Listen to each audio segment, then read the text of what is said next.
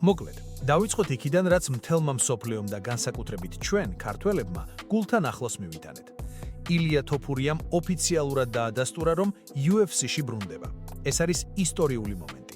შეგახსენებთ, რომ 2026 წლის დასაწყისში ილიამ დროებითი პაუზა აიღო და ოქტაგონს ჩამოშორდა. ბევრი ამბობდა, მორჩა ილია გაჩერდაო.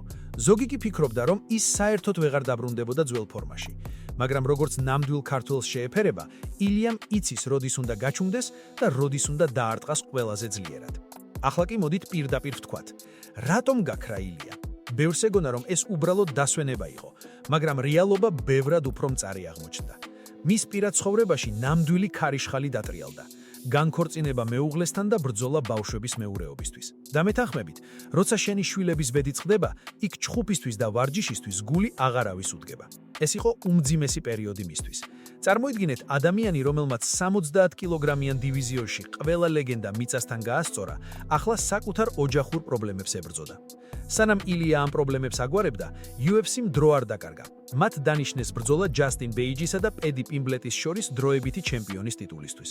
ეს უნდა ყოფილიყო ილიას შოუ, წლის პირველი დიდი ივენთი, მაგრამ ჩვენი ჩემპიონის გარეშე დარჩნენ. გულშემატკივრები მთელ მსოფლიოში, თბილისიდან ნიუ-იორკამდე, ნერვიულობდნენ, ნუ თუ მთელი 2026 წელი თოფურიას გარეშე ჩაივლისო. მაგრამ აი დღეს გავრცელდა ინფორმაცია, რომელიც ყველაფერს ცვლის. ილიამ სოციალურ ქსელში პირდაპირ უპასუხა კითხვას. როდის ბრუნდები? და პასუხმა ყველა ააფეთქა. ის აპრილიდან ივნისამდე პერიოდში ოქტაგონზე იქნება. აქ ჩნდება კითხვა, ვინ იქნება მისი მსხვერპლი? ბევრი ელოდა არმან წარუკიანთან ბრძოლას, მაგრამ ილიამ კაფიოდ თქვა, არა, ის დაუპირისპირდება იმას, ვინც მოიგებს გეიჯი პიმბლეტის წყვილში. და აი აქ იწყება ყველაზე საინტერესო. ილიას უნდობა ისლამ მახაჩევთან ასვლაზე დაწონაში, მაგრამ დანა ვაითმა როგორც ჩანს, მაგიდაზე ხელი დაარტყა და უთხრა, ჯერ შენი დივიზიონი დაალაგეო. ჩემი აზრით ეს სწორია. ილია არის ჩემპიონი და მან თავისი ციხესიმაღრე უნდა დაიცვას. ის რომ ის პირობას ასრულებს და მეორე კვარტალში ბრუნდება, მის დიდ პროფესიონალიზმზე მეტყველებს. ბევრი სხვა მებრძოლი ამ დროს წუწუნს დაიწყებდა. ილია კი ბრუნდება, რათა კიდევ ერთხელ დაამტკიცოს, რომ ის ნომერი პირველია. რა მოხდება შემდეგ? როგორ დასრულდება მისი შეხვედრა გეიჯისთან ან პიმბლეტთან? ამაზე შემდეგ თაროზე ვისაუბრებთ, სადაც დეტალურად განვიხილავთ, რატომ შეიძლება ეს ჩხუბი სულ რამდენიმე წუთში დასრულდეს ნოკაუტით. და სანამ გადავალთ, ერთი რამ მინდა გკითხოთ. თქვენი აზრით, ოჯახური სტრესი ილიას დაასუსტებს თუ პირიქით, უფრო მეტ მოტივაციას მისცემს, რომ ოქტაგონზე მთელი ბრაზი ამოანთხას?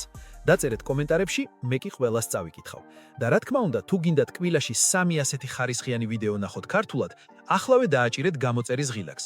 როცა წლის დაბოლოს ჩვენი არხი გიგანტური გახდება, თქვენ ამაყად იტყვით, რომ პირველივე დღიდან ჩვენთან იყავით. ახლა კი გადავიდეთ მთავარზე, ბრძოლის პროგნოზზე. მეგობრებო, ახლა გადავდივართ ყველაზე ცხელ ნაწილზე. წარმოიდგინეთ სცენარი. ჯასტინ გეიჯი ამარცხებს პედი პიმბლეტს და გადის ილია თოფურიაზე. ერთი შეხედვით ეს ნამდვილი ოცნების ჩხუბია რა, 2 მკვლელი, 2 ნოკაუტის ოსტატი ერთ ოქტაგონზე. მაგრამ მოდით რეალობას თვალებში ჩავხედოთ და ცოტა ანალიტიკა ჩავრთოთ. ემოციების გარეშე, მშრალი ფაქტებით. პირდაპირ გეტყვით. ჩემი პროგნოზით, თუ ეს ჩხუბი შედგა, ილია თოფურია გეიჯის პირველსავე 2 რაუნდში დააძინებს. და არა, ეს იმიტომ არ არის, რომ ილია ჩვენიანია და ვბალეშიკობთ. მოდით დავშალოთ დეტალებად. ჯასტინ გეიჯი უკვე 27-28 წლისაა. მებრძოლისთვის, რომელიც მთელი კარიერა თავით შედიოდა დარტყმებში და ომებს მართავდა, ეს კრიტიკული ასაკია. მისი ნიკაპი უკვე შერყეულია. გახსოვთ UFC 300. მაქს ჰოლოვეიმ ის ისე გათიშა, რომ მთელი მსოფლიო შოკში იყო. ახლა კი მათემატიკა ჩავრთოთ.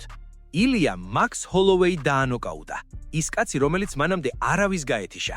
თუ ილიამ ჰოლოვეისთან ეს შეძლო, წარმოიდგინეთ რას უზამს გეიჯს, რომელსაც უკვე აშკარად ეტყობა ასაკი და გადაღლა. აქ ჩნდება კითხვა, რა სტილის მებრძოლია გეიჯი? ის არის ტიპური მოკრივე, რომელიც დგას და გირტყამს მანამ სანამ ერთ-ერთი არ დაეცემა. ის არ დაიწყებს ჭიდაობას, არ ეცდება შენს დახრჩობას. ის მოვიდა საჩხუბრად. და აი ზუსტად აქ უშვებს მთავარ შეცდომას. ილია თოფურიასთან გაცვლაში შესვლა, იგივეა რაც მატარებელს თავით დაეჯახო. გახსოვთ ჩარლს ოლივეირასთან რა მოხდა? ჩარლზი, რომელიც თავის წონაში ერთ-ერთი უდიდესი ლეგენდაა, ცდილობდა ეჭიდავა, რაღაცები გამოსდიოდა კიდეც, მაგრამ როგორც კი ილიასთან ახლო დისტანციაზე გაჩერდა და ხელების ქნება დაიწყო, ბამ! ეგრევე ტკბილად ჩაეძინა. ძალიან მეწყინა ჩარლზის გამო, ჩემი ერთ-ერთი საყვარელი მებრძოლია, მაგრამ ფაქტია. ილიას დარტყმის ძალა სხვა განზომილებაა. ის ბევრად უფრო ახალგაზრდაა, ბევრად უფრო სწრაფი და რაც მთავარია, თავის პიკშია. ზოგიერთი იტყვის, კი, მაგრამ გეიჯის ლოუ-კიკები, ფეხის დარტყმები. კი ბატონო, გეიჯის ფეხები არტილერიასავით აქვს, მაგრამ ილია ისეთი დონის სპორტსმენია, რომ მარტო ფეხებით მას ვერავინ მაუგებს. ილია იპოვის იმ ერთ მომენტს, იმ ერთ ნაპრალს გეიჯის დაცვაში და წერტილს დასვამს. ახლა კი დაფიქრდით, თუ ილია გეიჯს ასე მარტივად გაივლის, ვინ დარჩება დივიზიონში, ვინც მას რეალურ წინააღმდეგობას გაუწევს? ნუ თუ მართლა პედი პიმბლეტი? აი, აქ კი ნამდვილი დრამა იწყება. იმიტომ რომ ილიასა და პედის შორის არა მხოლოდ სპორტული ინტერესი, არამედ ნამდვილი პირადი მტრობაა. მეგობრებო, შემდეგ ნაწილში ვისაუბრებთ იმაზე, თუ რატომ არის პიმბლეტთან ჩხუბი ბევრად უფრო საფიცხო და ამავე დროს ბევრად უფრო მომგებიანი ილიასთვის. და რაც მთავარია, გეტყვით რატომ შეიძლება ვერასოდეს ვნახოთ ილიასა და ისლამ მახაჩევის ისტორიული დაპირისპირება. ეს არის ის, რაც UFC-მ ხელიდან გაუშვა და რის გამოც ბევრი ფანი გულნატკენი დარჩება. თქვენ რას ფიქრობთ? გეიჯის აქვს თუნდაც 1%-იანი შანსი ილიას წინააღმდეგ? იქნებ მისი გამოცდილება გადაწყვეტი აღმოჩნდეს? დაწერეთ თქვენი ვერსიები. მე კი მესამე ფინალურ თარხოზე გადავალ, სადაც ყველაზე დიდ საიდუმლოებებს გავხსნით. ახლა კი მოდით გადავიდეთ იმ სცენარზე, რომელიც პირადად მე ბევრად უფრო მაინტერესებს. ილია თოფურია პედი პიმბლეტის წინააღმდეგ. რატომ არის ეს ბრძოლა უფრო მაგარი? იმიტომ კი არა, რომ პედი გეიჯზე ძლიერია, არამედ იმიტომ, რომ მათ შორის ნამდვილი შუღლია. ეს ორი კაცი ერთმანეთს წლებია ვერ იტანს. სოციალური ქსელები, პრესკონფერენციები, ინტერვიუები ყველგან ერთმანეთს ლანძღავენ. ეს აღარ არის უბრალოდ სპორტი, ეს უკვე პიროვნული ღირსების საკითხია. თუ პედი გეიჯის დაამარცხებს, ილიასთან მათი ჩხუბი UFC-ს ისტორიაში ერთ-ერთი ყველაზე გაყიდვადი სუპერბრძოლა გახდება. წარმოიდგინეთ ის პრესკონფერენცია. იქ ალბათ პოლიციის დამატებითი ძალები იქნება საჭირო. პედი ილიაზე ბევრად ახალგაზრდაა ვიდრე გეიჯი. ის თავის პიკშია, წაუგებელია და ძალიან მრავალმხრივი მებრძოლია. მას აქვს ჭიდაობა, აქვს გრეპლინგი და რაც მთავარია, აქვს ბეტონის ნიკაპი. მაგრამ მოდით სიმართლეს თვალი გაუსწოროთ. თუ ჩარლს ოლივეირამ, რომელიც პედიზე 10-ჯერ უკეთესი მოჭიდავეა, ილიას დარტყმებს ვერ გაუძლო, რა შანსი აქვს პიმბლეტს? კი, შეიძლება უფრო დიდხანს გაძლოს, შეიძლება იბრძოლოს, მაგრამ ფინალი მაინც ერთი იქნება. ილია მას ნოკაუტში ჩააგდებს. და აი მივედით იმ მომენტამდე, რომელიც გულს დაგწყვეტთ. ბევრს გინდოდათ გენახათ ილია თოფურია ისლამ მახაჩევის წინააღმდეგ. მეც ძალიან მინდოდა.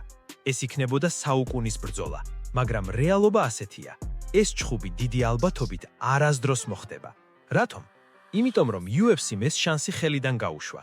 ილიამ პაუზა აიღო, მახაჩევი კი ზედაწონაში ასვლას გეგმავს. გარდა ამისა, ისლამის მენეჯერმა თქვა, რომ მას სულ რაღაც 2 ჩხუბი დარჩა კარიერის დასრულებამდე. სანამ ილია თავის 70 კილოგრამიან დივიზიონს დაალაგებს, სანამ ტიტულს რამდენჯერმე დაიცავს, მახაჩევი უკვე პენსიაზე იქნება წასული. ეს არის ისტორიული მისედ-აპი, რომელიც UFC-ს ფანებს დიდხანს ემახსოვრებათ. მაგრამ არ ნერვიულოთ, ილიას გარეშე სანახაობა არ დაგვაკლდება. ის ბრუნდება უფრო მშიერი, უფრო ბრაზიანი და უფრო ძლიერი. მისი დაბრუნება აპრილ-ივნისში იქნება ნამდვილი მიწისძვრა MMA-ს სამყაროში. მეგობრებო, ჩვენი დღევანდელი ანალიზი აქ სრულდება. მე პირადად მოუთმენლად ველოდები მატადორის დაბრუნებას. თქვენ რას ფიქრობთ? ვისი სურვებდით ილიას მეტოქეთ? ჯალად გეიჯს თუ ხულიგან პედის? დაწერეთ კომენტარებში. თქვენი აზრი ჩემთვის ძალიან მნიშვნელოვანია. თუ მოგეწონათ ეს ვიდეო, აუცილებლად დააჭირეთ ლაიქს. ეს ალგორითმს ეხმარება, რომ ჩვენი ქართული კონტენტი უფრო მეტმა ადამიანმა ნახოს. და თუ იმ ჰაიპ ღილაკსაც დააჭერთ, რომელიც ქვემოთაა, საერთოდ ჯიგრები იქნებით. მომავალ შეხვედრამდე არ დაიკარგოთ, წინ დიდი ამბები გველოდება.